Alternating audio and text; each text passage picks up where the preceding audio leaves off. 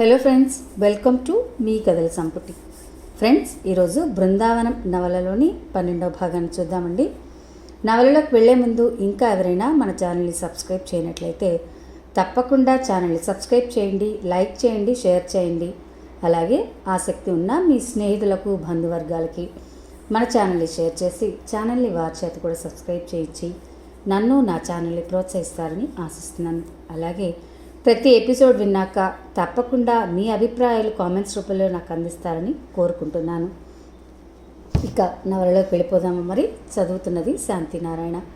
నిన్నటి ఎపిసోడ్ చివరిలో రాధికకు తెలుస్తుంది పూర్ణిమ వాళ్ళ బాబాయ్ ద్వారా అనంత్ పూర్ణిమల ఎంగేజ్మెంట్ క్యాన్సిల్ అయిందని, పూర్ణిమ వేరే అబ్బాయిని తనతో పనిచేసే ఇంకొక డాక్టర్ని పెళ్లి చేసుకోబోతుందని తెలిసి ఆశ్చర్యపోతుంది.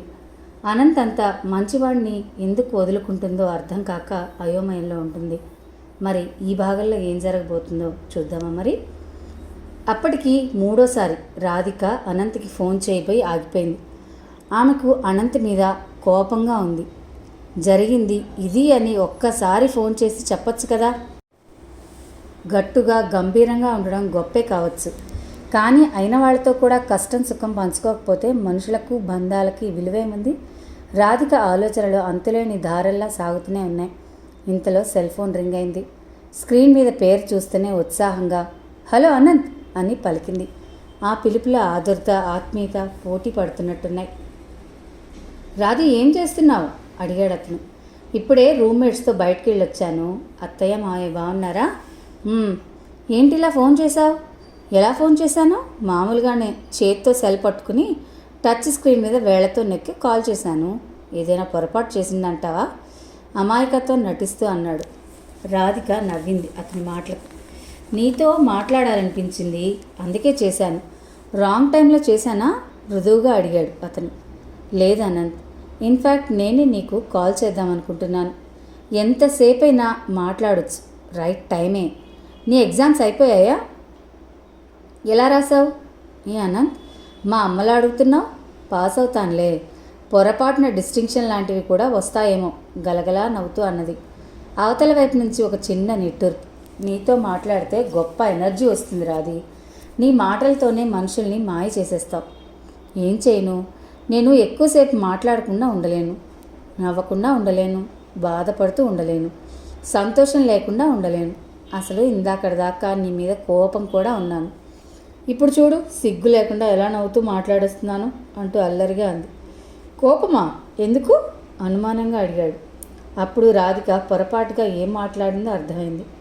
పూర్ణిమ గురించిన విషయాలు మాట్లాడటానికి ఇది సమయం కాదని అనిపించింది. ఏమీ లేదు, మిమ్మల్ని అందరినీ చూసి సంవత్సరం అయింది. కనీసం అత్తయ్యనన్నా ఒక్కసారి హైదరాబాద్ పంపించవచ్చుగా.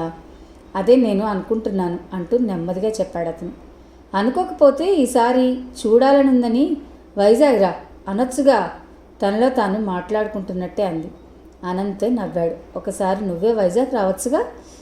అదే మాట రిపీట్ చేశాడు. ఆ మాటలు అతని నోటి వెంట వింటూనే రాధికకు రెక్కలు కట్టుకుని అక్కడ వాలాలనిపించింది.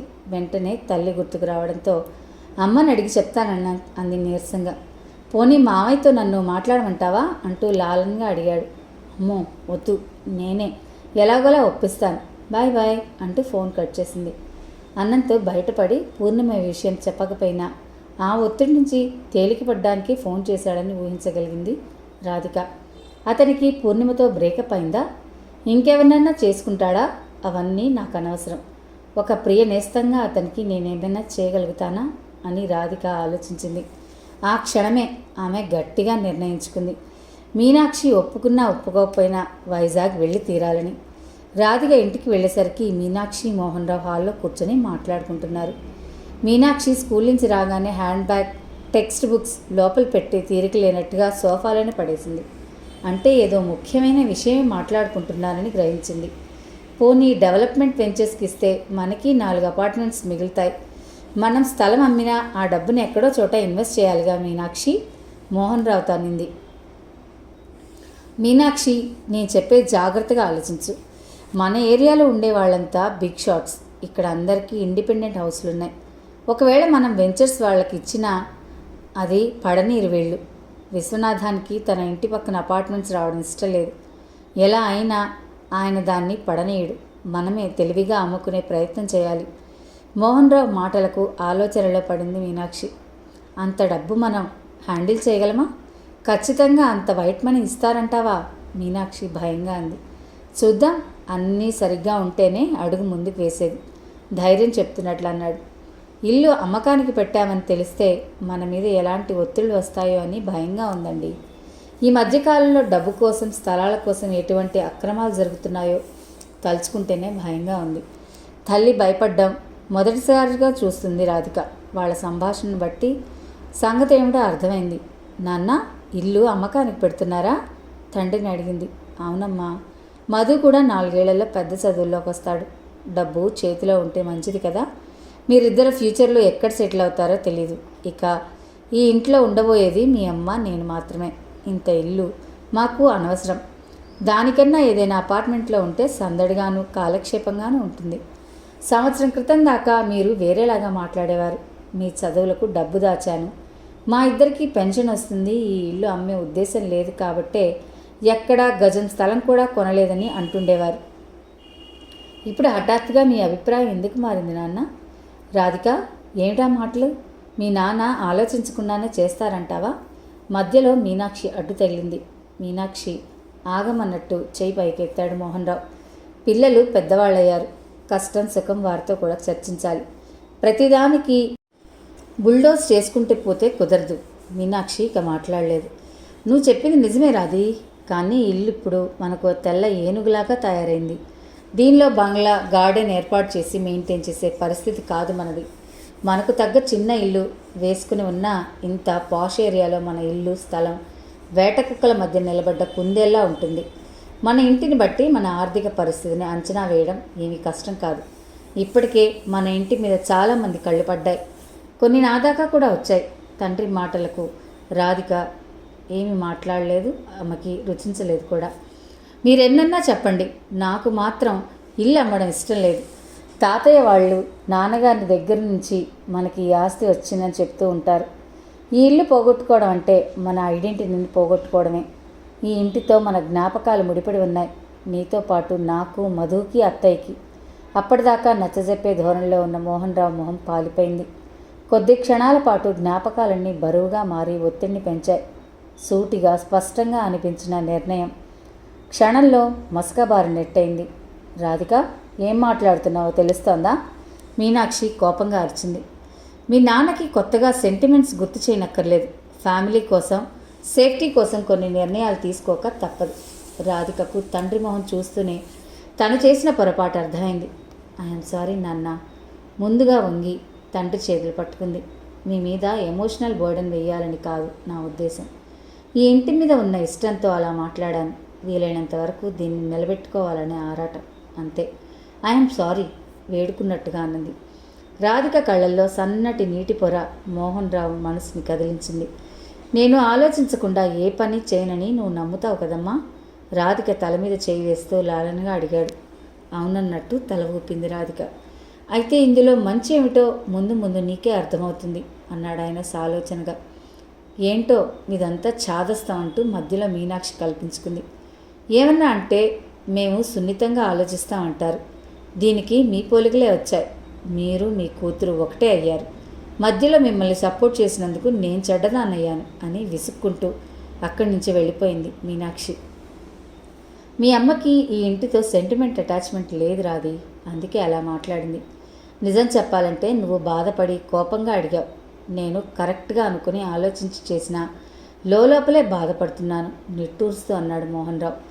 మీనాక్షి లోపలికి వెళ్ళిందని నిర్ధారించుకుని తొంగి చూసి మెల్లగా మొదలుపెట్టింది రాధిక. నాన్న, నేను వైజాగ్ వెళ్దామనుకుంటున్నాను. దానికి కారణం ఎలా వివరించాలా అని ఆలోచిస్తూ నేల చూపులు చూస్తోంది. అనంతకి పూర్ణిమకు బ్రేకప్ అయిందట రాధి. దాంతో మీ మావయ్య బాగా దిగులు పడ్డారట. ఈ టైంలో నువ్వెందుకు అక్కడికి వెళ్ళడం? అందుకే వెళ్ళాలనుకుంటున్నాను, అత్తయ్యకి తోడుగా ఉండాలని అభ్యర్థిస్తున్నట్లు మొహం పెట్టి అడిగింది. మోహన్ రావు ఒక్క క్షణం ఆలోచించాడు. సరే అయితే ఒక్క విషయం గుర్తుంచుకో. ఇల్లు అమ్మబోతున్నామన్న సంగతి చెప్పి మీ అత్తయ్యని ఇంకా దిగులు పెట్టకూడదు. సమయం చూసుకుని నేనే చెప్తాను. అలాగే బుద్ధిగా తల ఊపింది రాధిక. వంటగదిలో పొయ్యి మీద సాంబారు పొంగుతూ ఉంది. పక్కనే కింద కూర్చుని కూరలు తరుగుతుంది గౌరీ. పోపు వేయడానికి విశాల మూకుడు పెట్టబోతుండగానే అమ్మా అని గుమ్మల్లో నుంచి పిలుపు వినిపించింది. తల తిప్పి చూస్తే ఎదురుగా అనంత్ నిలబడి కనిపించాడు. 9 గంటలైనా ఇంకా నైట్ ప్యాంట్లోనే ఉన్నాడు అతను. నిద్రలేక అలసిపోయినట్టు వాడిపోయింది అతని మొహం. అమ్మా, ఒకసారి నీతో మాట్లాడాలి, వస్తావా అని విశాలని అడిగాడు. గౌరీ, పొయ్యి మీద వాటి సంగతి నువ్వు చూసుకో అని చెప్పి కొడుకు వెనకాలే కదిలింది. గత కొద్ది రోజులుగా జరుగుతున్న సంఘటనలు ఎటువైపు దారితీస్తున్నాయో అర్థం కాక ఉందామె. అనంత్ తల్లిని తన గదిలోకి తీసుకెళ్లి కుర్చీలో కూర్చోబెట్టి పక్కనే ఉన్న స్టూల్ దగ్గరికి లాక్కొని దాని మీద కూర్చున్నాడు. 2 చేతుల్ని విశాల కూర్చున్న కుర్చీ మీద ఆంచి నెమ్మదిగా చెప్పడం మొదలుపెట్టాడు. అమ్మా, పూర్ణిమ కానీ వాళ్ళ అమ్మగారు కానీ ముందుగా ఒప్పుకున్న ప్రకారం హోటల్ ఫ్రాంచైజీ డెవలప్మెంట్లో డబ్బు పెట్టడానికి ఇష్టపడలేదు. రాత్రే వసుమతి గారి సెక్రటరీ నాకు ఫోన్ చేసి చెప్పింది. వాళ్ళు సొంతగా ఒక హాస్పిటల్ కట్టించే పనిలో ఉన్నారట. విశాల నిట్టూర్చింది. ఇందులో విచిత్రమే ఉంది అనంత్. నీకు నేను చెప్తే కష్టంగా ఉంటుంది, కానీ రాజారావు గారైనా నిన్ను చూసి అల్లుడిని చేసుకోవాలని ఆశపడి పెట్టుబడి పెట్టారు. ఇప్పుడు వాళ్ళు మనకిచ్చిన మాట కట్టుబడి ఉండాలని ఆశించడమే తప్పు. ఏమో అమ్మా, రాజారావు అంకుల్ గురించి నేను ఎప్పటికీ అలా అనుకోలేదు, బాధపడుతున్నట్టుగా అన్నాడు. విశాల మాట్లాడలేదు. అయినా ఇప్పుడు చర్చ వాళ్ళ గురించి కాదు, మన గురించి. అనంత్ తల్లి మొహంలోకి చూస్తూ అన్నాడు. అనుకోకుండా మంచి అవకాశం వచ్చింది. డీల్ ఆల్మోస్ట్ క్లోజ్ చేసే సమయానికి అంకుల్ పోయారు. ఈ అవకాశాన్ని వదులుకోవడం నాకు ఎంత మాత్రం ఇష్టం లేదు. కాకపోతే మన ఫైనాన్షియల్ స్టేటస్కి రాజారావు అంకుల్ సపోర్ట్ లేకుండా నేను ఒక్కడనే అడుగు ముందుకు వేయడం అంటే రిస్క్. అప్పటికి వసుమతి గారికి దీన్ని కేవలం బిజినెస్ డీల్గా మాత్రమే చూడమని రిక్వెస్ట్ చేశాను. కానీ వాళ్ళు ఎందుకో ఇష్టపట్టలేదు. బిజినెస్లో ఎప్పటికప్పుడు ముందడిగే వేయడంతో నిలబడిపోతాం, ఇంకో 4 ఏళ్లకు పూర్తిగా వెనకబడిపోతాం. అప్పుడు పరిస్థితులు ఇంతకన్నా దారుణంగా ఉండొచ్చు. బహుశా మనం ఇదివరకు చూసిన సైకిల్లోకి వెళ్ళినా ఆశ్చర్యం లేదు. అందుకే బాగా ఆలోచించి ఒక నిర్ణయానికి వచ్చాను. నాకు ఈ వ్యాపారంలో మంచి అనుభవం, కాంటాక్ట్స్ వచ్చాయి. ఈసారి రిస్క్ చేసి ఈ డీల్ సైన్ చేద్దామనుకుంటున్నాను. నాకు గట్టి నమ్మకం ఉంది. ఐ కెన్ మేక్ ఇట్, స్థిరంగా అన్నాడు. విశాల ఒక్క క్షణం ఆలోచించింది. రిస్క్ అంటే ఎంతవరకు ఉండొచ్చు? వస్తే ఇంతకు 10 రెట్లు, పోతే మనం నలుగురం ఒకరికొకరం ఏమంటాం అంటూ తల్లి కళ్ళల్లోకి సూటిగా చూస్తూ అడిగాడు. నాకేం అభ్యంతరం లేదు.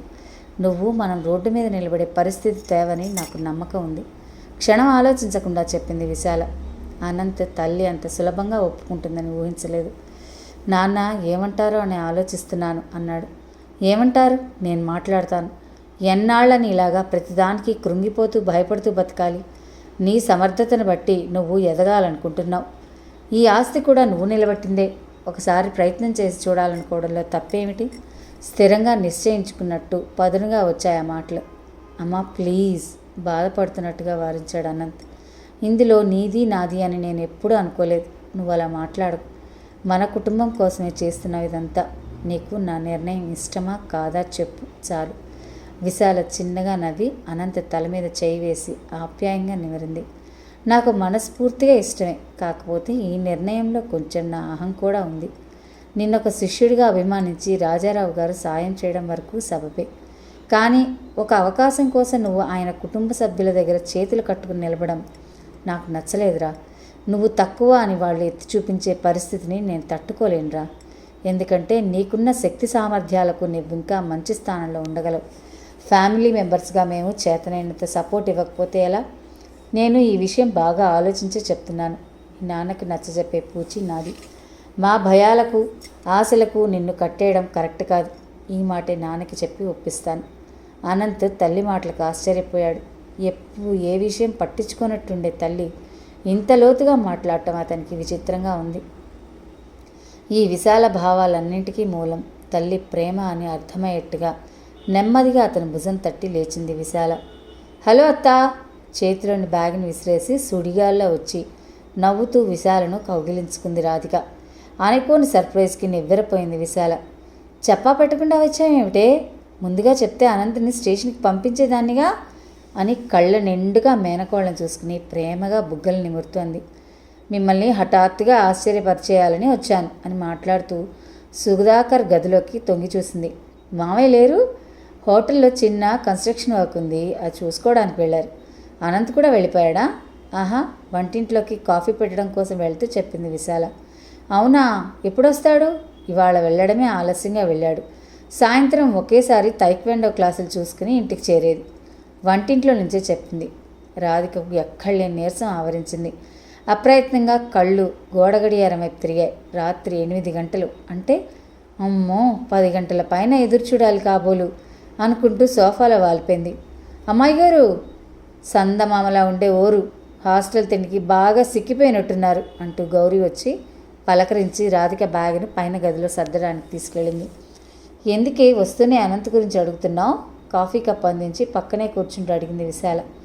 మేనత్ అనుకోకుండా అడిగేసరికి పట్టుబడ్డ దొంగలా అయింది రాధిక పరిస్థితి.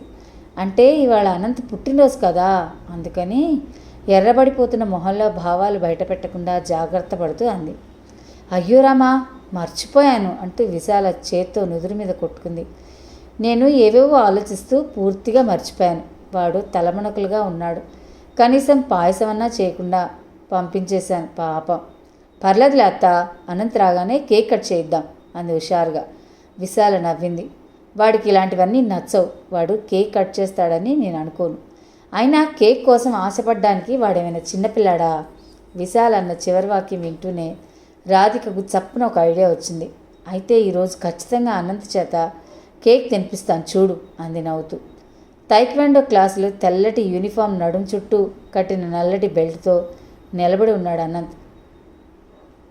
కొనదేలి ఉన్న దవడ ఎముకలు, నిటారుగా ఎత్తిన తల, చురుకైన చూపులు అతనిలో ఆత్మవిశ్వాసాన్ని చూపిస్తూ ఉన్నాయి. అతని పక్కనే స్వప్న కూడా నిలబడింది. కొద్దిపాటి రాగి రంగులో ఉన్న ఆమె జుట్టు పోనిటేల్ వేయడంతో పట్టుకుచ్చులాగా వేలాడుతూ ఉంది. క్లాసు అయిపోతుందన్నగా గుర్తుగా మాస్టర్లు ముందు పిల్లల బెల్ట్లు వారిగా వరుసలో నిలబడిన్నారు. కంసా మీద అంటూ అనంత్ స్వప్న ముందుకు వంగి అభివాదం చేస్తూనే పిల్లలు దాన్ని అనుకరించారు. క్లాస్ డిస్పర్స్ అంటుండగానే ఎదురుగా ఉన్న గ్లాస్ డోర్ సడన్గా తెరుచుకుంది. చల్లగాలికి భుజాల మీద నుంచి రివ్వున ఎగిరిపోతున్న దుపట్టా, తెల్లటి నుదుటి మీద అందంగా పరుచుకున్న ముంగురులు, ఎర్రని పెదవుల మీద చక్కటి చిరునవ్వుతో ఆకుపచ్చ రంగు చూడీదార్లో వనకన్యలాగా లోపలికి వచ్చింది రాధిక. ఒక చేతిలో క్యారీ బ్యాగ్, ఇంకో చేతిలో కేక్ బాక్స్, వదిలితే ఆకాశ మార్గంలోకి దూసుకువెళ్ళడానికి రెడీగా ఉన్న హీలియం బెలూన్లు, గుత్తిని కష్టం మీద బ్యాలెన్స్ చేస్తే లోపలికి అడుగుపెట్టింది. తెలుపు రంగు తప్ప ఇంకే రంగు ఎక్కువగా కనబడిని ఈ శిక్షణాలయంలో ఒక్కసారి రంగుల జడివాన కురిసినట్టయింది ఆమె రాకతో. అనంత్ ఆమెను చూస్తూనే సంభ్రమంతో మాట ఆపేశాడు. హఠాత్తుగా ఆమె రావడం ఒక ఆశ్చర్యం అయితే, ఇంద్రధనుసు మీద నుంచి నడిచిన దేవకన్యలా తనని వెతుక్కుంటూ రావడం ఇంకో అద్భుతం. ఇలాంటి భావాలన్నీ అనంత్ కళ్ళల్లో చదవగలిగింది Radhika. Cake box glass table మీద పెట్టి అతని వైపు చూసి చిలిపిగా నవ్వింది. పిల్లలంతా వాళ్ళ పొజిషన్స్ వదిలి వెనక్కి తిరిగి చూస్తూనే ఉన్నారు. వాళ్ళ కళ్ళన్నీ కేక్ బాక్స్ మీద, రంగురంగుల బెలూన్స్ మీద ఆగి ఉన్నాయి. ఎక్స్క్యూజ్ మీ అంటూ అనంత్ గబగబా పెద్ద పెద్ద అంగలతో క్లాస్ను వదిలి రాధిక నిలబడ్డ చోటుకొచ్చాడు. వాట్ సర్ప్రైజ్ అంటున్న అతని మొహంలో ఆనందం కొట్టొచ్చినట్టు కనబడుతూనే ఉంది. హ్యాపీ బర్త్డే అనంత్ అని నవ్వుతూ చేతిని ముందుకు చాపింది. అప్రయత్నంగానే ఆమె చేతిని అందుకున్నాడు అతను. త్వరగా కేక్ కట్ చేయాలి అనంత్, మళ్ళీ పిల్లలు పిక్ చేసుకోవడానికి వాళ్ళ పేరెంట్స్ వచ్చేస్తారు అని తొందర పెడుతూ కేక్ బాక్స్ ఓపెన్ చేయసాగింది. ఏదో లోకంలో నిల్చున్నట్లు అనంత్ రాధిక మాటలకు హఠాత్తుగా స్పృహలోకి వచ్చాడు. ఏంటి, కేక్ కట్ చేయాలా? ఇలాంటివి నాకు ఇష్టం ఉండవు అన్నాడు మొహం చీట్లిస్తూ. అత్తయ్య చెప్పింది నీకు ఇవన్నీ నచ్చవని. నువ్వెంత రూల్స్ రామానుజానివో కూడా నాకు తెలుసు. అందుకే ఈ కేక్ నీ కోసం తేలేదు, ఈ పిల్లల కోసం తెచ్చాను. చూడు ఎంత ఆశగా చూస్తున్నారు. నీ కళ్ళకి వాళ్ళు ట్రైనింగ్ తీసుకుంటున్న సైనికులా ఉన్నారేమో, నాకు మాత్రం చిన్నపిల్లలాగే కనిపిస్తున్నారు. బల్ల మీద పేపర్ బౌల్స్, స్పూన్స్ అన్నీ సర్దుతూ ఉంది. రాధిక అరేంజ్మెంట్స్ చూసి పిల్లలందరికీ ఈ విషయం అర్థమై బిలబిలా వచ్చి బల్ల చుట్టూ ముగారు. అక్కడున్న పిల్లల్లో చిన్న వయసు ఉన్న పిల్లవాడి చేత కేక్ కట్ చేయించింది రాధిక. స్వప్న, రిసెప్షనిస్ట్ కూడా అనంత్ని విష్ చేశారు. అనంత్కి సిగ్గుగా, ఇబ్బందిగా అనిపించినా సంతోషంగా కేక్ తింటూ రంగురంగుల బెలూన్ని పట్టుకుని కేరింతలు కొడుతున్న పిల్లల్ని చూసి ఏమీ అనలేకపోయాడు. పిల్లల్ని తల్లిదండ్రులు వచ్చి తీసుకెళ్ళిపోగానే స్వప్న, రిసెప్షనిస్ట్ కూడా వెళ్ళిపోయారు. అక్కడ రాధిక, అనంత్ మాత్రమే మిగిలారు. కిటికీకి ఉన్న గాజు పలకలో నుంచి కిటికీ చక్కగా కనిపిస్తూనే ఉంది చీకటి. నదిలో వదిలిన దీపాల్లా ఆ చీకట్లో రోడ్డు మీద వెళుతున్న వాహనాల లైట్లు ముందుకు సాగిపోతూ ఉన్నాయి. రాధిక డిస్పోజబుల్ పేపర్ బౌల్స్ అన్నిటినీ తీసి ట్రాష్ కవర్లో వేసేసింది. థ్యాంక్ యూ రాధి అని ఆమె పక్కకి వచ్చి సాయం చేస్తూ అన్నాడు అనంత్. అతనంత మనస్ఫూర్తిగా అన్నాడో గొంతు వింటేనే అర్థమవుతుంది. కేకే థ్యాంక్స్ ఎందుకులే అనంత్ అంది రాధిక నవ్వుతూ.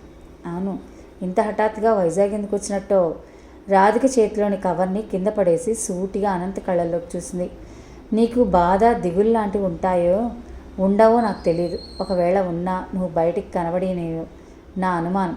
అందుకే నువ్వు మామూలుగా ఎప్పట్లా సంతోషంగా ఉండడం నా కళ్ళతో చూస్తే గానీ నేను మనశ్శాంతిగా ఉండలేను. అందుకే వచ్చాను. అనంత్ రాధిక వైపు విస్మయంగా చూశాడు. అతను ఇంకా ఏదైనా మాట్లాడాలని రాధిక ఎదురు చూసింది. పద ఇంటికి వెళ్దాం, అమ్మ ఎదురు చూస్తూ ఉంటుంది అంటూ అతను ఆమెకు అవకాశం ఇవ్వలేదు. లైట్లు ఆపేసి మెయిన్ డోర్ లాక్ చేసి కారులో బయలుదేరారు ఇద్దరు. మనసును పట్టించేలా అంత సూటిగా అతనితో మాట్లాడిన తర్వాత అతనితో మామూలుగా మసలలేకపోయింది రాధిక. కారులోకి ఎక్కగానే సీటు వెనక్కి వాల్చి కళ్ళు మూసుకుంది. రైలు ప్రయాణం, షాపింగ్లతో అలసిపోయిన ఆమె శరీరం నిద్రలోకి జారుకుంది. రాధి రాధి అంటూ భుజం మీద అనంత్ చేయి తగలడంతో నెమ్మదిగా కళ్ళు విప్పింది. నిద్రమత్తులో ఎలా నడుచుకుంటుందో లోపలికి వెళ్ళిందో రాధికే తెలియదు. విశాల భోజనం చేయమంటున్నా వద్దని చెప్పి ఒక గ్లాస్ పాలు తాగి పడుకుంది. మరుసటి రోజు ఉదయాన రాధిక నిద్రలేచేసరికి అనంత్ జాడలేదు. ఫోన్ చేయాలంటే ఏదైనా ముఖ్యమైన మీటింగ్లో ఉన్నాడేమో అన్న సందేహం. మెసేజ్ పెడితే రిప్లై లేదు. విశాలని అడగాలంటే మొహమాటం. మధ్యాహ్నం 3 గంటలప్పుడు చిన్న బుట్టతో తులసి దళాలు కనకాంబరాలు తీసుకుని వచ్చింది గౌరీ.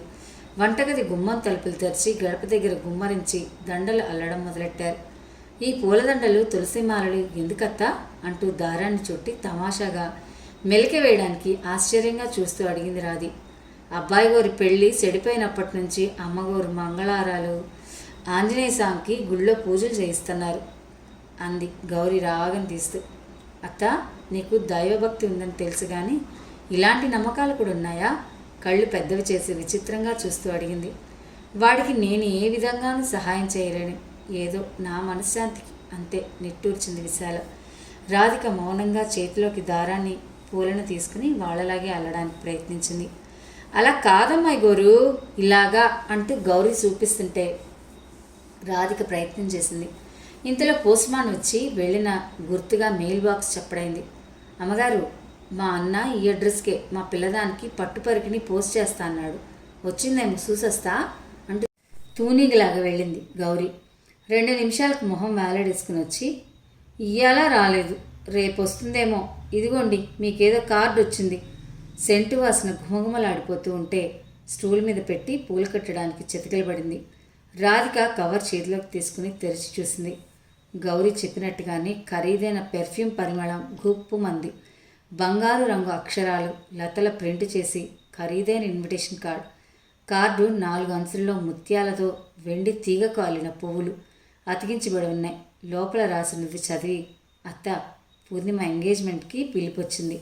కార్డుని పక్కన పెడుతూ అభావంగా అంది. నిశ్చితార్థం ఎప్పుడట?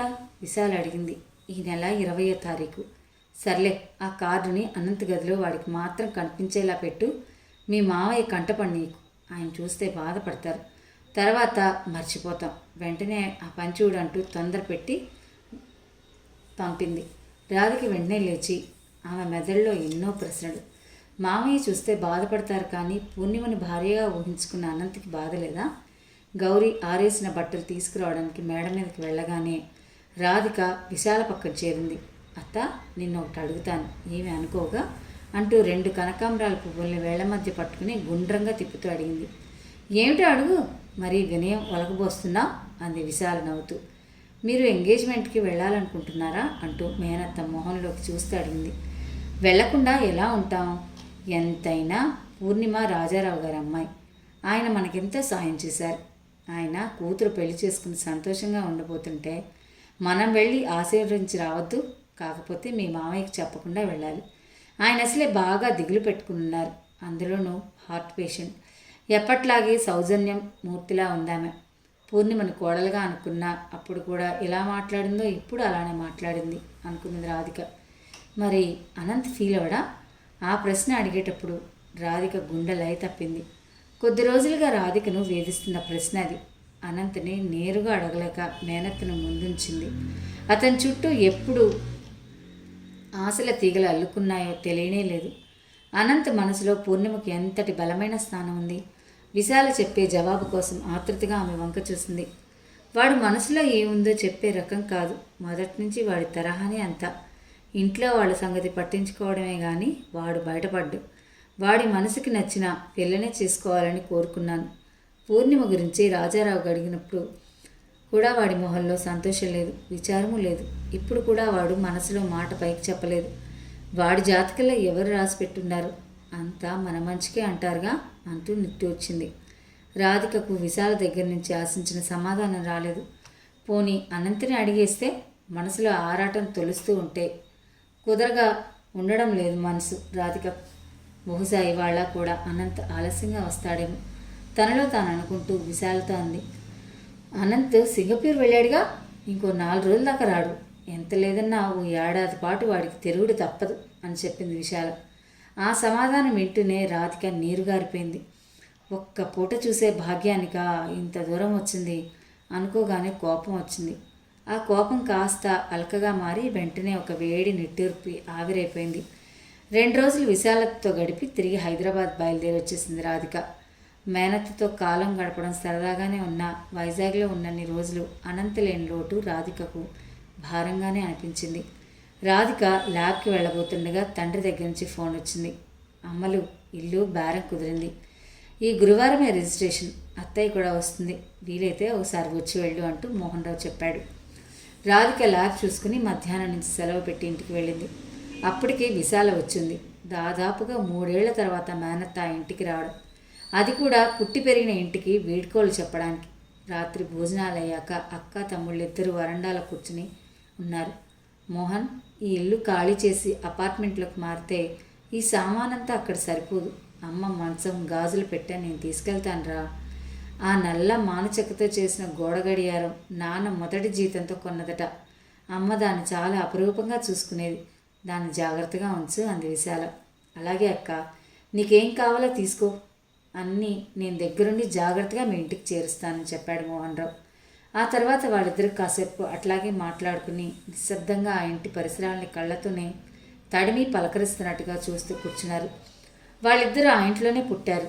ఆ ఇంటి గోడలు, ఆ నేల అణువణువున వారి జ్ఞాపకాల్ని గుర్తు చేస్తూనే ఉన్నాయి.